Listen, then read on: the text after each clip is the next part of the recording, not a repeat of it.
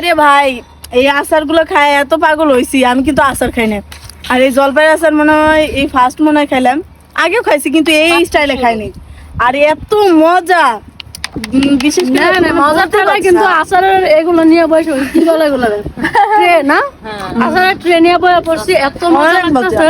এই রোদে বারবার সেলাইরে লাইরে দিতে হয়, নাহলে হয় না। আমরা কিন্তু আচার অনেক পছন্দ করি, বিশেষ করে আমি কিন্তু আচার খাই না, কিন্তু আবার এই যে আচারটা আমার কাছে খুব বেশি ভালো লাগছে। আমার কাছে অনেক ভালো লাগছে। সেম আচারই। সেম আচার। আর আপা কিন্তু মানে বিভিন্ন সময় বিভিন্ন আইটেমের আচার বানায়, মানে যে সিজনে যে জিনিসটা, যেমন আমের সিজনে আম, তেঁতুলের সিজনে তেঁতুল, বরের সিজনে বরই, মানে সিজন এখন হচ্ছে জলপাইয়ের সিজন, এখানে জলপাইয়ের আচার, আবার আমরার সিজনে আমরা, মানে সিজন মতো সব আচারই আপনারা পেয়ে যাবেন। একদম ঘরোয়া ভাবে প্রস্তুত করা আচার, কোনো ভেজাল নাই, কোনো কেমিক্যাল নাই। যারা নিতে চান সারা বাংলাদেশে হোম ডেলিভারি দেওয়া হবে।